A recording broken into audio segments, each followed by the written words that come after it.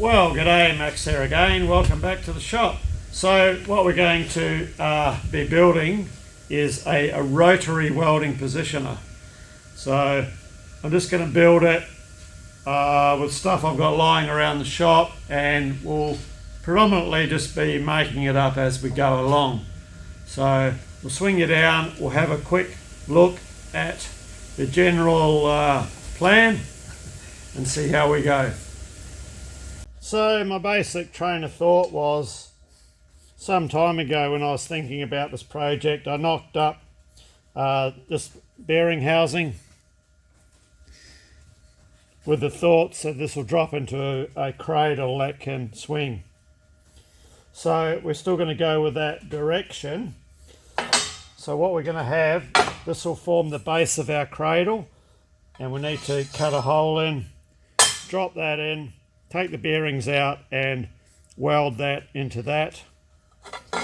So our cradle will be here with our bearing housing sort of through there. Now I'm going to come up the side with two bits of plate, and there'll be a pivot and a pivot. So our lathe chuck will end up here. So the idea of that is, when there's nothing in it, to try and keep a bit of a neutral centre of gravity. So they'll come down and be affixed to a base plate. So for the rotational control, I found this. So that's gonna, well, we hope if we can machine a square on the end to suit that, that will bolt up to the end, and this will give us a good control over our position. So we're going to start off with that. As far as the drive goes for the rotation, we'll have a shaft coming through. We'll probably have a sprocket on it with a chain drive to a reducer box and a low voltage electric motor of some description. So basically that's the plan.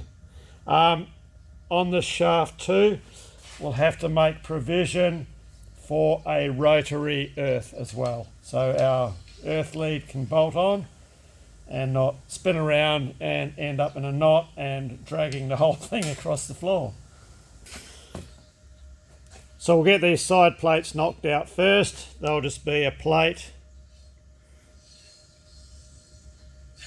like that, with a hole through to accept a 1.5 inch diameter pivot shaft. Once we've cut these out, we can weld them onto our 150 by 50 RHS offcut from our tooling rack, which was an offcut from the workshop construction. We'll punch a hole through there to take that, knock the bearings out, sit that and that, weld that to that. Our pivots will be up the side. Well, we'll weld our pivots on first, that way we can grip this in the lathe and bore that hole if we choose to go that way. We'll get a couple of these cut out.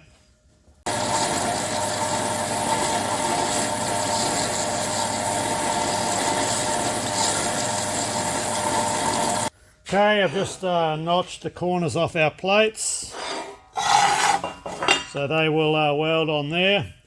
We'll do a weld prep up either side and along the bottom. There'll be no welding along here, as this will distort them and give me all sorts of nightmares trying to align my shaft. So what we are going to do now, we'll bore a hole through there, probably something around 1 3/4 inch, 1 7/8, something like that, because what we plan to do, if we take a side view of our plate here, it's the line for the chamfer, our hole will come through and I want to weld a boss on with a 1.5 inch hole bored through it, and this will give our shaft some good support, and we can drill it for a grub screw to retain the shaft. We just get a couple of tacks on the plate so we can drill them as one.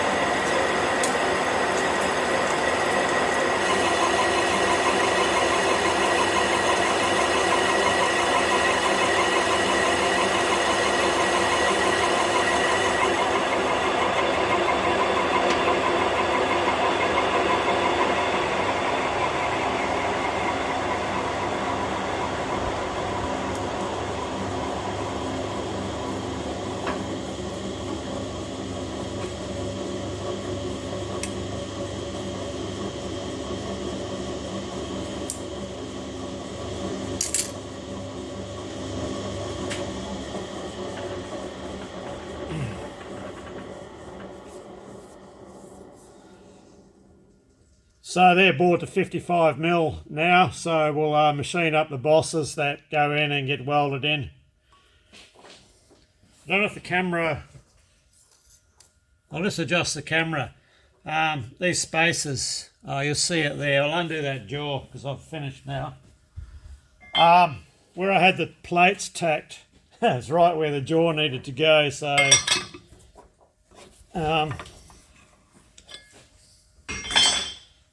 that's why I've had these spaces to go over the top of the tack and not compromise the tack.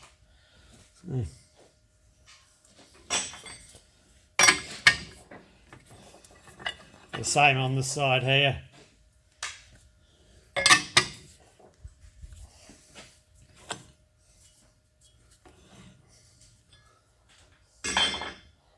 Okay.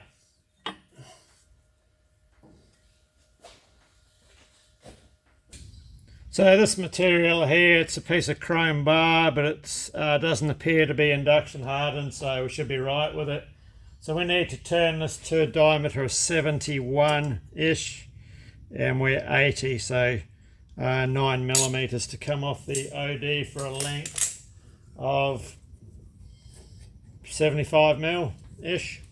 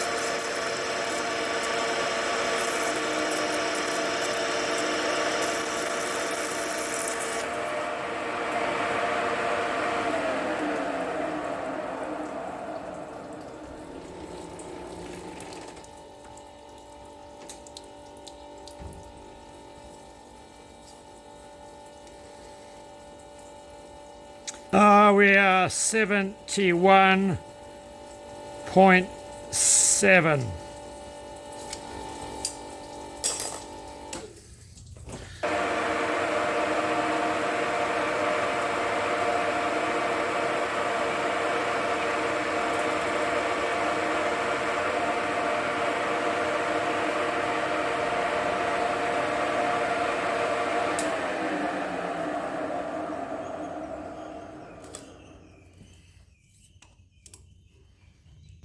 And 71. So we have a shoulder to machine on the end for a diameter of 55.2 and a length of 12 millimeters.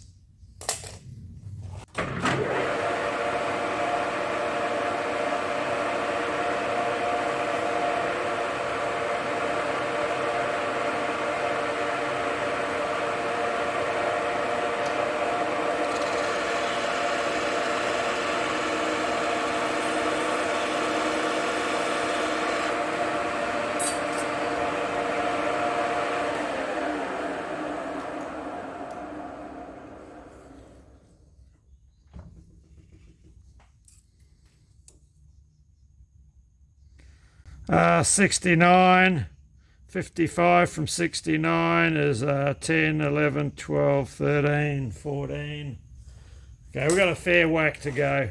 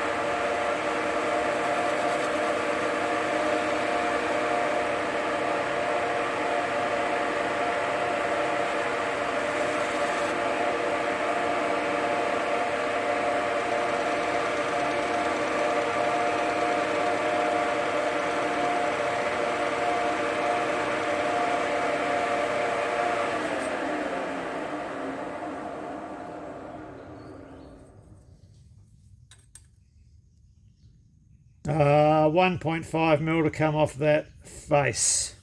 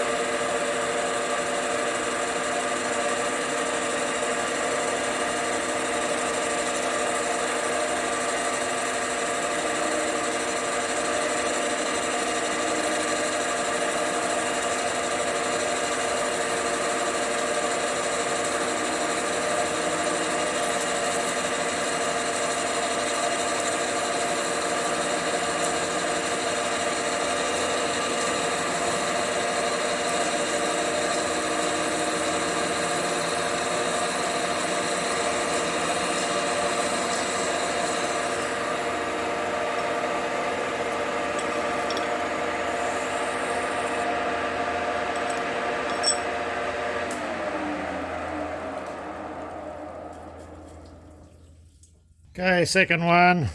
Check our shoulder. 55.2 right on it. So we get this one parted off.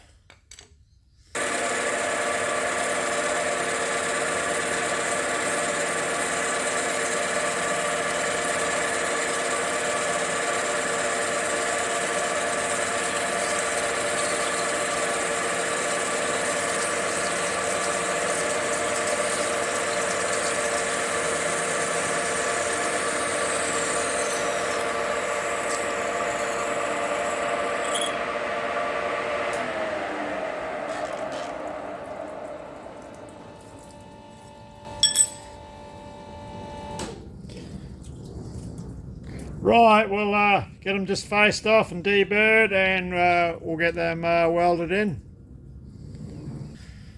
Not sure what sort of material this is, but it's quite good stuff.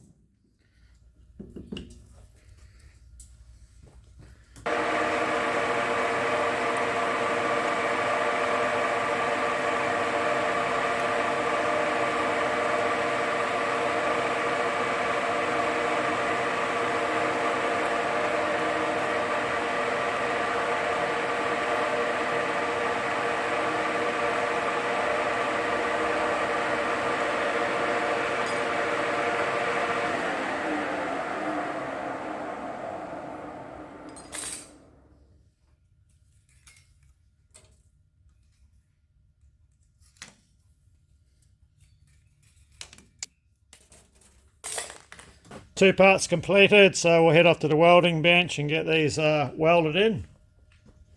Well, I was about to grind all the 4 tacks off so I can separate the 2 plates, and I just thought to myself for a sec, well, hang on, let's just put it in the Bridgeport and take a cleaning cut along the bottom to even everything up here, and that will hopefully make it a little bit easier to set up and keep our bores in alignment when we go to do the welding.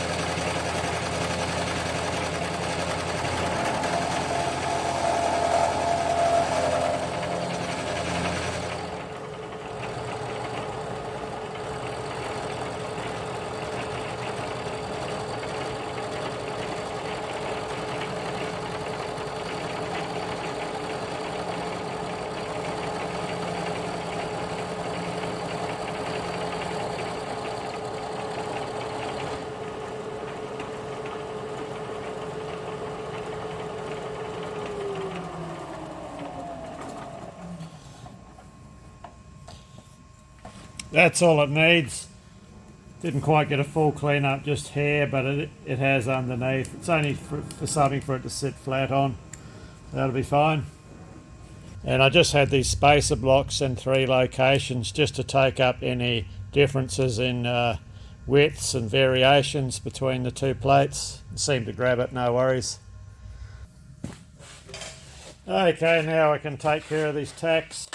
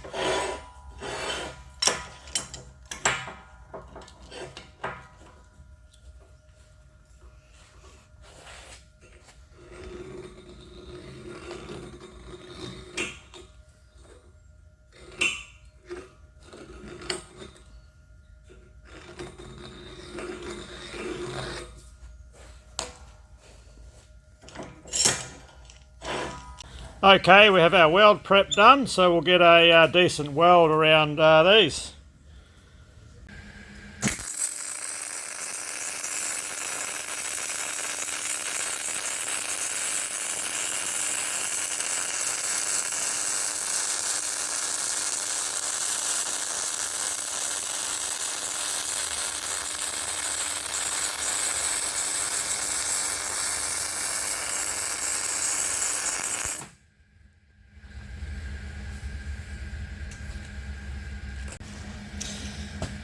Okay, that's all we need. That'll hold it plenty strong enough. I'll just give it a quick wire brush.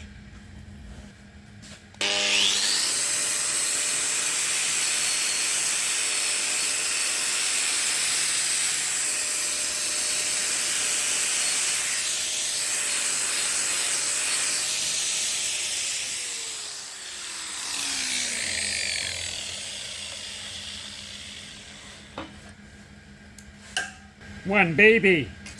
There it goes. Okay, I'll get the next one set up. I did try and do a welding shop, which I'll probably add in, but I need to go and get a new battery for the self-darkening spare lens that I've got, and then we can probably spend some time and get a few better welding shots.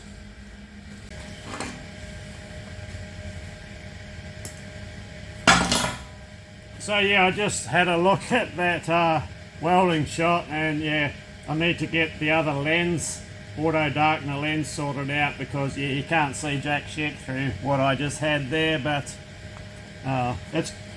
there's a good welding process to get close-up shots with, because it's I've got the welder cranked right up, and we're using the spray transfer method, and this is 0.9 millimeter wire.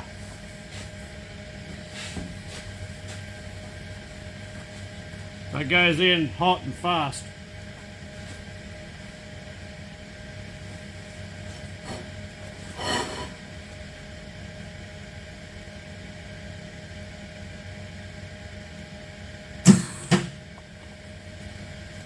When it decides to work.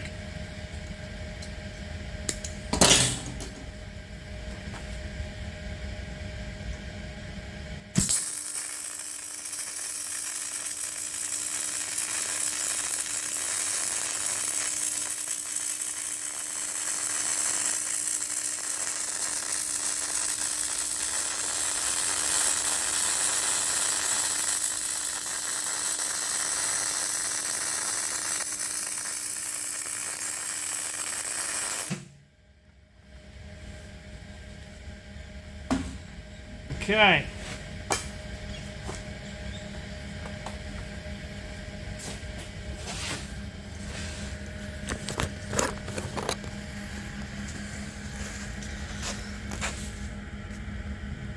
Okay, that's the second one done, so I'll give that a wire brush and let them cool down. I'm just cutting a piece of 1.5 inch shafting off. It's a lot longer. We actually only need 2 short bits, probably, I don't know, 120 mil long, something like that, 5 inches ish.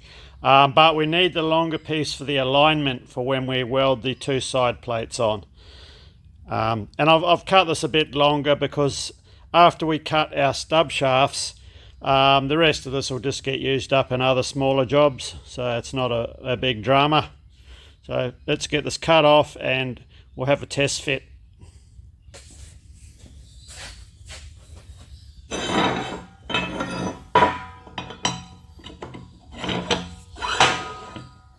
The first one's good.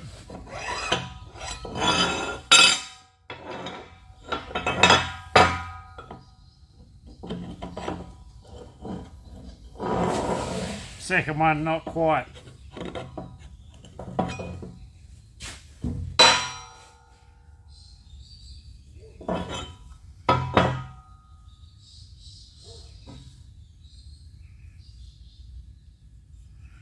I might just give it a quick little flap out.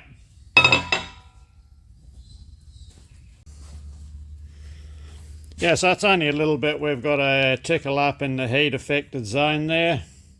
It's not a biggie. Have you guys seen these things before? They're an alternate to a flat wheel. So it has this arbor with a little pilot. Screws in. You actually got to get them on the right way around. They are direction specific because of the way they are wound. It's like a bit of emery paper. You can get different grades and different shapes. If you're in America, you can get them from Macca's.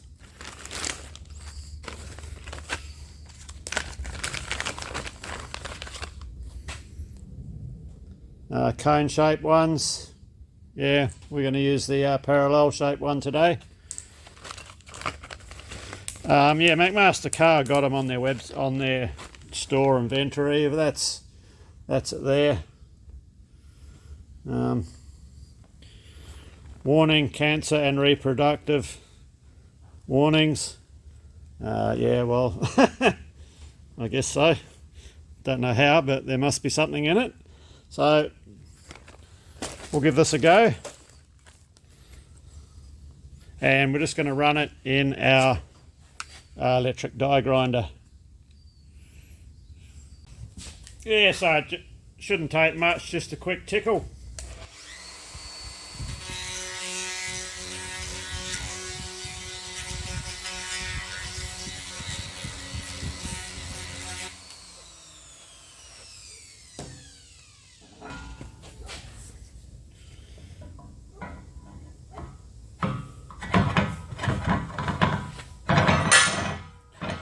That's it.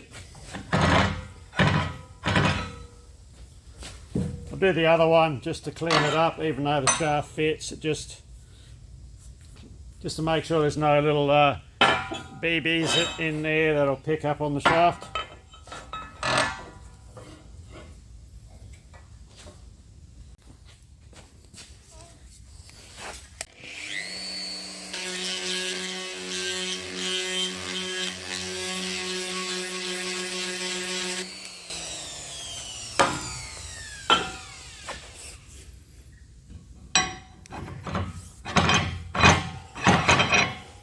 Okay.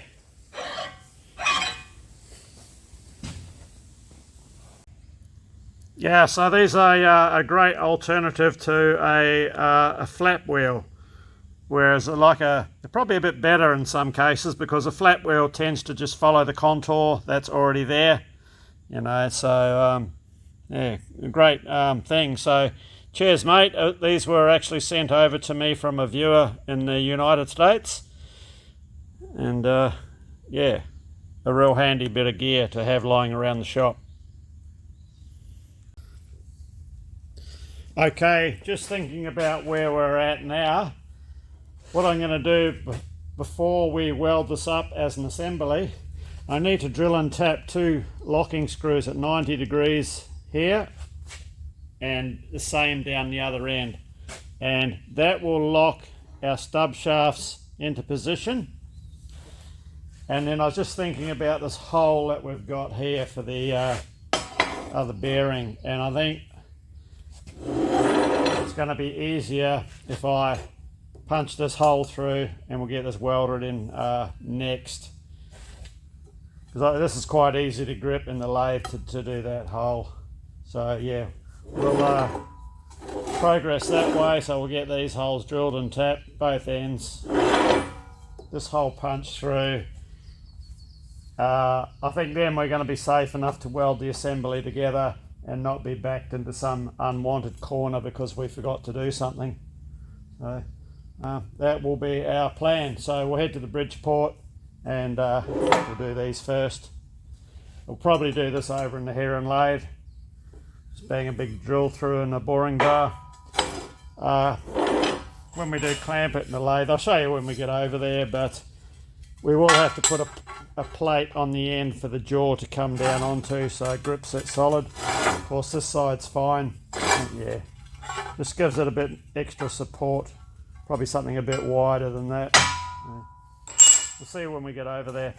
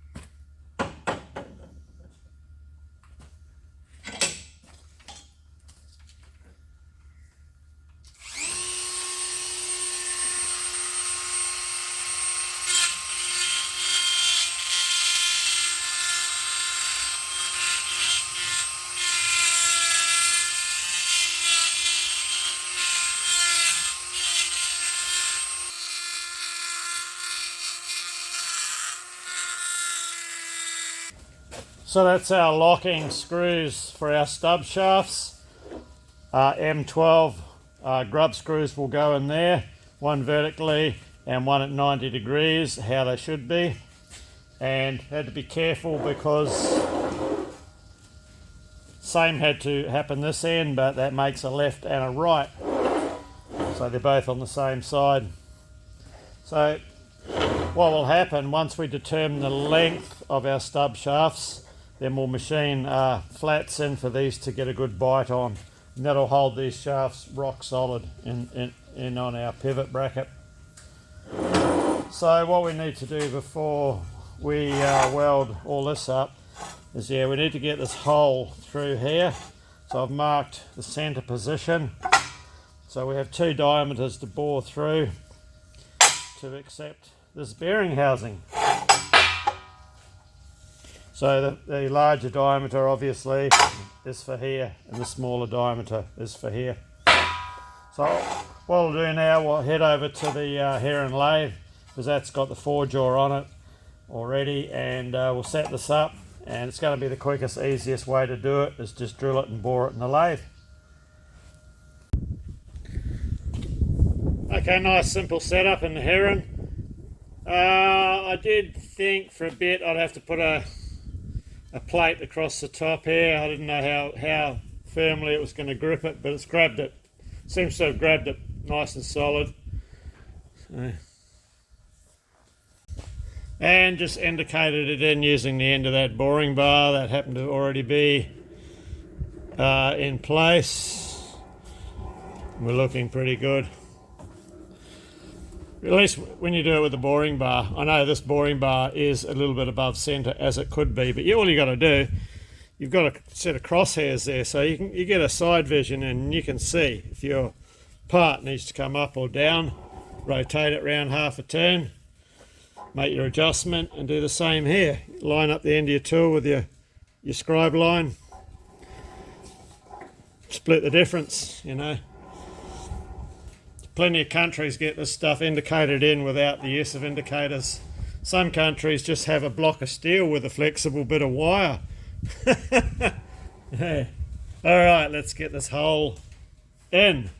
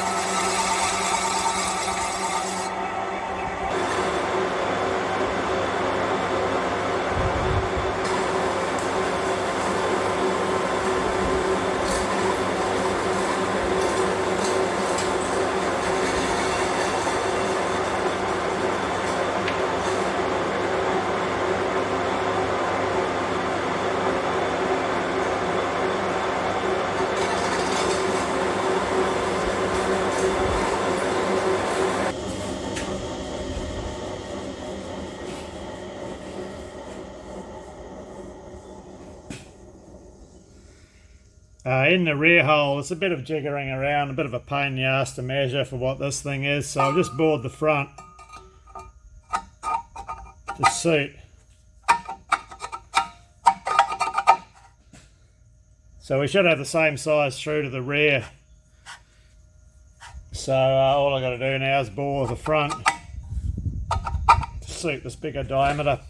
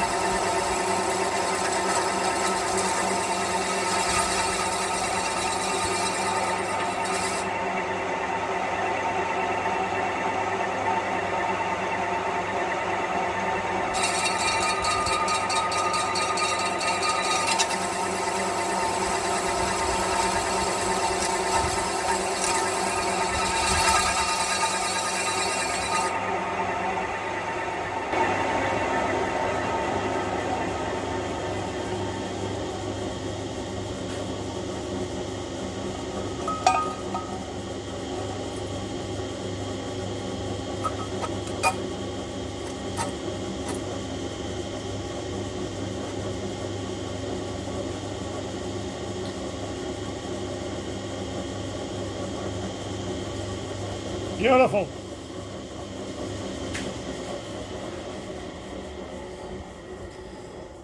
So we'll get it out of the machine, get it all deburred. I was going to do a weld prep, but I don't think there's going to be any need. We can just do a fillet weld, probably in 4 places, top and bottom.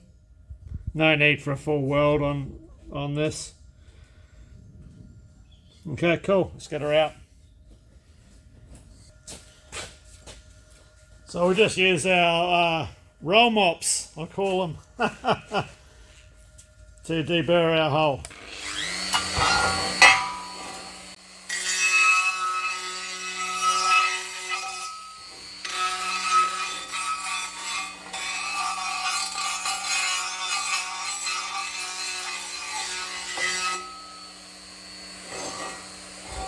Right, that's our part all deburred. So next stage I'll get these bearings pressed out, then we can set the hub in the bore. We just have to centralise it to make it even,